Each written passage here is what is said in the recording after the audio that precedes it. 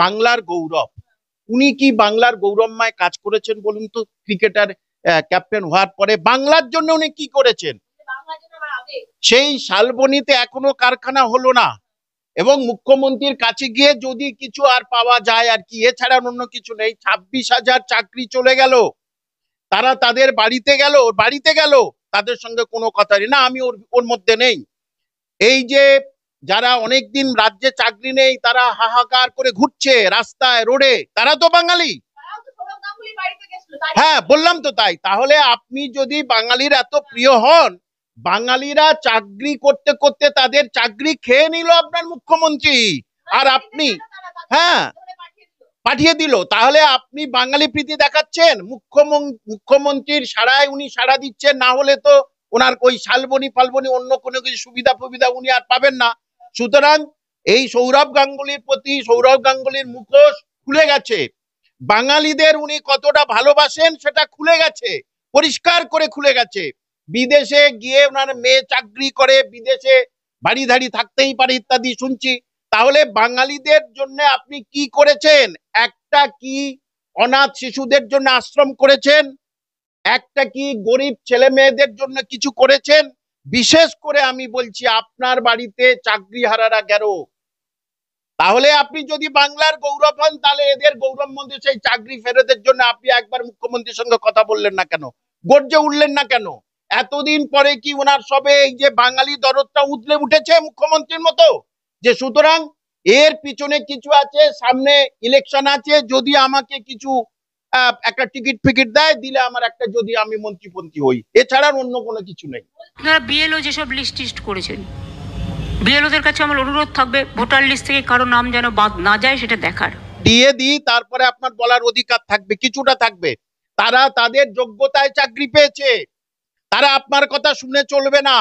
আইন যেটা নিয়ম, হ্যাঁ, কাউকে বাদ দেবে না। কেন কি কাউকে বাদ দেবে না? যত রোহিঙ্গাবাসী এসে তাদেরকে বাদ দেবে না? যেটা কোথা থেকে এলো? আপনার বাংলায় কিছুদিন আগে দেখাচ্ছিল তৃণমূলের কে চার্ট কাট করেছে, চার্ট রেড চার্ট। এই হলে এত টাকা, এই হলে এত টাকা, তাকে কিছু বললেন না কেন? তাকে আপনি কিছু বললেন না কেন? এরা তো রোহিঙ্গাদের হচ্ছে কে এই সার্টিফিকেট দিচ্ছে, বাঙালিদের। আমরা যারা যে মিড ডে মিল কুকুরদের দিচ্ছে, আমি আবার বলছি, তারা জীব, অবলা জীব, তারা খাক নিশ্চয়ই। কিন্তু সংখ্যালঘু মহিলাদের, সংখ্যালঘু ছেলে মেয়েদের, বাচ্চাদের কি কুকুরের থেকেও খারাপ ভাবছেন? বলতে খারাপ লাগছে আমার, কিন্তু এইটাই তো তাই বোঝায়। বিশেষ করে সংখ্যালঘুরা, তোমরা ফিরে আসো, তোমরা চলে আসো। এই যে সংখ্যালঘুরা এখানে যদি ফিরে আসে, তাহলে কিন্তু ঘরে ঘরে ভাইয়ে ভাইয়ে উনি মারপিট শুরু করিয়ে দেবেন। ওনার নেতারা, হ্যাঁ, ওনার নেতারা তারা এখান থেকে চলে গেছে, বেঁচে গেছেন অনেকে। কারণ এই কটা দিন আপনি দেখুন, এই 16 দিনে কজন মুসলমান মরেছে আর কজন মুসলমান জেলে আছে। তাহলে সেই সমস্ত মুসলমানরা যদি এখানে ফিরে আসে, তাদের তো কাজ নেই। তাহলে ওনার নেতা নেত্রীরা কি করবে? কাজে লাগাবে। যা বোমা ছোড়, গুলি কর, ঘর ভেঙে দে, লুটপাট কর, বিনিময়ে প্রতিদিন 500 টাকা করে পাবি। তাই উনি যে বলেছেন ফিরে আসতে, কারণ সামনে ভোট এসছে, তো ওই জন্য উনি চাচ্ছেন এই সংখ্যালঘু পরিযায়ী শ্রমিক তোমরা ফিরে আসো। কারণ আমার ভোট ব্যাংকের জন্য তোমার খুব দরকার। আমার ভোট, মানে ভোট বাক্স কেড়ে নেওয়ার জন্য বা জোর জবরদস্তি করে ভোটটাকে অপরকে দিয়ে করানোর জন্য এই হচ্ছে কে আদৌ এই কথা। না হলে যেভাবে মেরে দিল এক সংখ্যালঘুকে, অ্যারেস্ট হলো সংখ্যালঘু। কি অদ্ভুত ধরনের রাজনীতি শুরু করেছেন মাননীয় মুখ্যমন্ত্রী। মুসলমানকে দিয়ে মুসলমানকে শেষ, এইটাই রাজনীতি করছে। তাই পরিযায়ী শ্রমিকদের বলবো, এখানে আসলে আপনারা না খেয়ে মরবেন, আর গুলি খেয়ে হয়তো মরবেন। বাঙালিদের যদি এত ভালোবাসে, বাংলায় এত শিক্ষিত বাঙালি নেই যে শত্রুঘ্ন সিনহাকে নিয়ে আসছে, ইউসুফ পাঠানকে নিয়ে আসছে, সাকেত গোখেলকে নিয়ে আসছে। তার মানে কতটা বাঙালি প্রীতি দর্শক বন্ধুরা জানুক। এই শত্রুঘ্ন সিনহা থেকে শুরু করে, হ্যাঁ অবশ্যই অভিষেক বন্দ্যোপাধ্যায় বললেন যে আমরা সবাই বাংলায় বলবো। তাহলে আপনি কি বলুন, শত্রুঘ্ন সিনহা কি বাংলায় বলতে পারবে না? দেখে দেখে বলবে।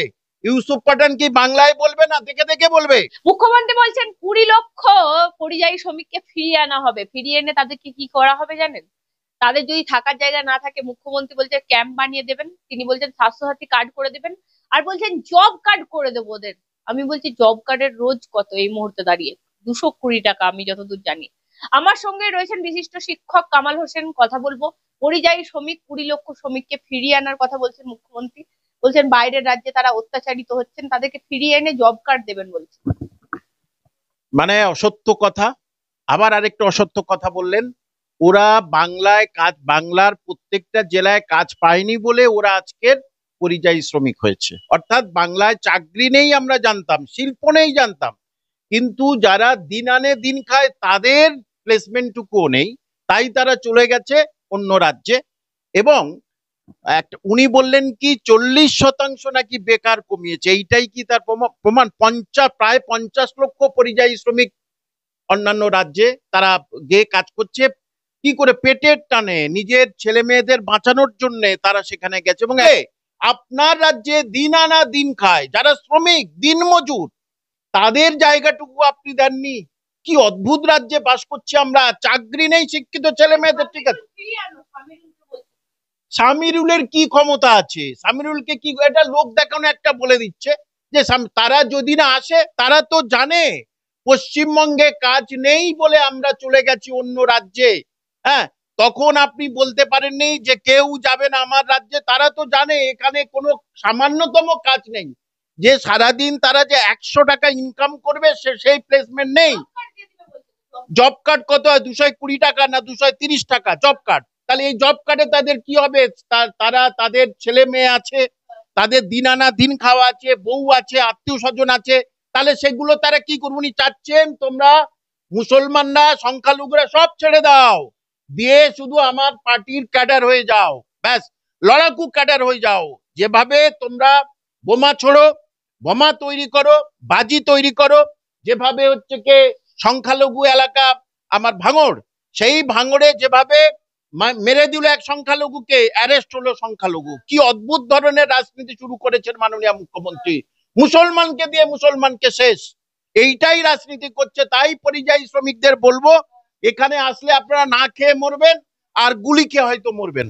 তাহলে ওখানে গিয়ে যা করছেন, আপনার ছেলেমেয়েরা অন্তত পক্ষে পেটের ভাত খেতে পাচ্ছে, আপনারা ওখানেই থাকুন, ভালো থাকবেন।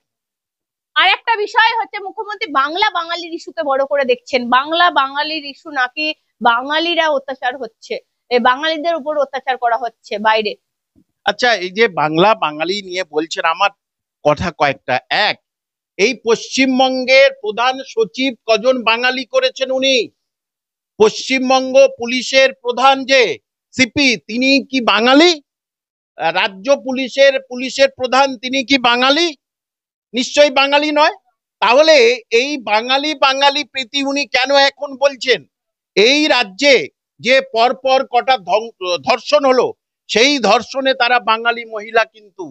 আর আপনি বাঙালি মুখ্যমন্ত্রী, আপনি ভোট এসছেন বলে বাঙালি বাঙালি এই চিৎকার করছেন, এটা কোনোদিন আপনার মুখে শোভা পায় না। কারণ বাঙালি মুখ্যমন্ত্রী হয়ে কোথায় বাঙালিদের আপনি স্থান দিয়েছেন? শুধু বাঙালিদের স্থান দিয়েছেন, রাজনীতিতে বাঙালির স্থান দিয়েছেন। আর একটা মারাত্মক কথা, বাঙালিদের যদি এত ভালোবাসে, বাংলায় এত শিক্ষিত বাঙালি নেই যে শত্রুঘ্ন সিনহাকে নিয়ে আসছে, ইউসুফ পাঠানকে নিয়ে আসছে, সাকেত গোখেলকে নিয়ে আসছে?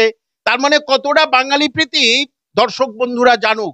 এগুলো মুখে শুধু বলছে বাঙালি প্রীতিকে, ওদেরকে সরিয়ে দিন। আবার বলছে কি অভিষেক ব্যানার্জি আমরা সব বাংলায় কথা বলবো। বিজেপি থেকে শুরু করে এই বাংলায় যত এমপি আছে তারা সব বাংলায় কথা বলবে, এটা শিওর। কিন্তু এই যে 4 জন আছে, ওরা বাংলায় কথা বলতে পারবে? শত্রুঘ্ন সিনহা থেকে শুরু করে। হ্যাঁ, অবশ্যই অভিষেক বন্দ্যোপাধ্যায় বললেন যে আমরা সবাই বাংলায় বলবো। তাহলে আপনি কি বলুন, শত্রুঘ্ন সিনহা কি বাংলায় বলতে পারবে না? দেখে দেখে বলবে। ইউসুফ পাঠান কি বাংলায় বলবে না? দেখে দেখে বলবে। একই সাথে মুখ্যমন্ত্রী বিএলএ অফিসারদেরকে বলছেন যে আপনারা কিন্তু পশ্চিমবঙ্গ সরকারের আন্ডারে চাকরি করেন, তাই একজনেরও ভোটার কার্ড বাদ দেয়া, এটা কিন্তু আপনারা বাদ দিয়ে তাদেরকে অত্যাচারিত করবেন না, এটা কিন্তু অত্যাচার। মুখ্যমন্ত্রী পক্ষান্তরে সব অফিসারদের কাছে বীরভূমের প্রশাসনিক সভা থেকে এমনটাই মন্তব্য। হ্যাঁ, উনি এটা বলুন, বলার আগে উনি আগে যে ডিএটা সেইটা আগে দিয়ে দিচ্ছি। আগে ডিএ দিই, তারপরে আপনার বলার অধিকার থাকবে, কিছুটা থাকবে। তারা তাদের যোগ্যতায় চাকরি পেয়েছে, তারা আপনার কথা শুনে চলবে না। আইন যেটা নিয়ম, হ্যাঁ কাউকে বাদ দেবে না। কেন কি কাউকে বাদ দেবে না? যত রোহিঙ্গাবাসী এসে তাদেরকে বাদ দেবে না? যেটা কোথা থেকে এলো? আপনার বাংলায় কিছুদিন আগে দেখাচ্ছিল তৃণমূলের কে চার্ট কাট করেছে, চার্ট রেড চার্ট, এই হলে এত টাকা, এই হলে এত টাকা। তাকে কিছু বললেন না কেন? তাকে আপনি কিছু বললেন না কেন? এরা তো রোহিঙ্গাদের হচ্ছে কে এই সার্টিফিকেট দিচ্ছে, বাঙালিদের। আমরা যারা এখানে অনেক দিন ধরে আছি, আমাদের সার্টিফিকেট কারো কাছে যেতে হয় না। সরকারিভাবে যে নিয়ম, সেই নিয়মে আমরা রেশন কার্ড, ভোটার কার্ড, অমুক কার্ড সবকিছু পাচ্ছি। তাহলে কাদের জন্য এই রেড চার্ট কার্ডটা করেছে? ওই রোহিঙ্গা যারা ওখান থেকে আসছে। তাহলে আপনার অঞ্চলে অঞ্চলে বিভিন্ন গ্রামে গ্রামে এই রোহিঙ্গারা, কিছু রোহিঙ্গা বসবাস করছে, তাদেরকে আপনি ধরতে পারছেন না, আর রেড চার্ট নিচ্ছে, তাকে কিছু বললেন না। কাউকে বাদে উনি কি ওনার, আচ্ছা উনি এটা বলতে পারেন না সেন্ট্রালকে বলুক এই সমস্ত কর্মচারী এদের উপরে অত্যাচার কেন? বলার অধিকার তখনই থাকতো যদি ডিএটা দিত, 25% ডিএ দিক, তারপরে বলার ওনার অধিকার আছে। তার আগে ওনার বলার অধিকার করে সরকারি কর্মীরা যে রুলস এন্ড রেগুলেশন আসবে, সেই রুলস রেগুলেশনে তারা কাজ করতে বাধ্য। একই সাথে অভিষেক বন্দ্যোপাধ্যায় বলছেন যে বিহারে নাকি কুকুরের নামে ভুয়ো ভোটার হয়েছে। দেখুন, পশ্চিমবঙ্গেও তো অনেক হয়েছে, পশ্চিমবঙ্গেও তো অনেক ভোটার এরকম হয়েছে। আরেকটা কথা অভিষেক বন্দ্যোপাধ্যায় বলছেন, আমি ওনাকে বলছি যে বলেন তো খুব সংখ্যালঘু প্রীতি দেখান না, সবাই দেখান, অভিষেক বন্দ্যোপাধ্যায়, মমতা বন্দ্যোপাধ্যায় সংখ্যালঘু প্রীতি দেখান। এখানে যে কিছু মাদ্রাসা তৈরি হয়েছে 350 মতো দিয়েছে আর কি, মানে এখনো কিছু হয়নি, সেখানে গ্রামীণ গরিব মুসলমান বাচ্চাদের তাদের মিড ডে মিল দেয় না, বরঞ্চ মিড ডে মিল দিচ্ছে কাদের? কত কুকুর, সেটা কুকুররা খাক, নিশ্চয়ই খাবে, কেন খাবে না? সেখানে প্রত্যেকটা স্কুলকে বলেছে, তোমাদের মাস্টার মশাইরা তোমরা পড়াশোনা বাদ দিয়ে তোমরা সামনে যে কত কুকুর আছে তাদেরকে খাওয়াবে। তাহলে মুসলমানদের কুকুরের থেকে অদম ভাবছেন? এই সমস্ত মাদ্রাসায় আপনি মিড ডে মিল দিচ্ছেন না, আবার আপনি বলছেন আপনি সংখ্যালঘুদের ভালোবাসেন। এ তো মেকি ভালোবাসা, চায়না প্রেম ছাড়া কিছু নয়। এই প্রশ্নের জবাব কি দিতে পারবেন অভিষেক বন্দ্যোপাধ্যায় বা মমতা ব্যানার্জি? কি দিতে পারবেন যে মিড ডে মিল কুকুরদের দিচ্ছে? আমি আবার বলছি, তারা জীব, অবলা জীব, তারা খাক নিশ্চয়ই, কিন্তু সংখ্যালঘু মহিলাদের, সংখ্যালঘু ছেলে মেয়েদের, বাচ্চাদের কি কুকুরের থেকেও খারাপ ভাবছেন? বলতে খারাপ লাগছে আমার, কিন্তু এইটাই তো তাই বোঝায়। যে মাদ্রাসাগুলো আপনি স্যাংশন করবেন বলেন, সেখানে তারা নিজের পয়সায় চালাচ্ছে, 5,000 6,000 টাকা করে তারা মাইনে পাচ্ছে, তাদের সেখানে মিড ডে মিল নেই কেন? অর্থাৎ গ্রামীণ প্রান্তিক গরিব মুসলিম ছেলেমেয়েরা মিড ডে মিল পাচ্ছে না।